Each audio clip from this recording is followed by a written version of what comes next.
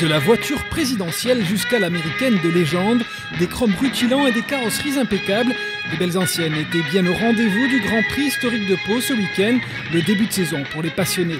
Chacun a une histoire particulière avec son bolide et parfois cela vient de loin. La première fois que j'ai vu le gendarme à Saint-Tropez, il y avait une Mustang, la même que celle-là. Et c'est ce qui m'a...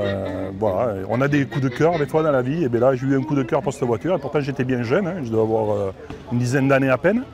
Et à cette époque, je disais à mes parents, eh bien, j'achèterai cette voiture plus tard quand je serai grand. Et 40 ans après, eh bien, l'envie ne m'a pas passé, j'ai acheté la voiture. Alors on va visiter le moteur.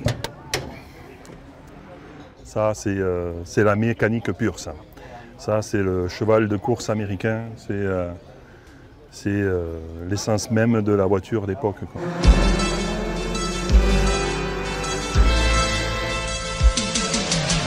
Mais le Grand Prix historique de Pau, c'est tout de même aussi une course. Et là encore, on pouvait reconnaître sur le circuit des mécaniques ayant fait les beaux jours de pilotes célèbres. Entre autres, une F3 pilotée par un certain Alain Prost à la fin des années 70. Attention à ne pas se laisser intimider par la légende. C'est l'heure des pas trop faciles.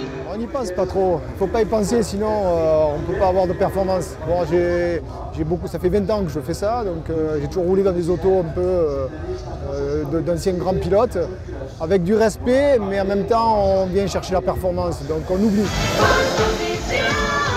De la course, de belles voitures et des pilotes présents en découdre, le Grand Prix historique de Pau, un vrai petit paradis pour passionnés.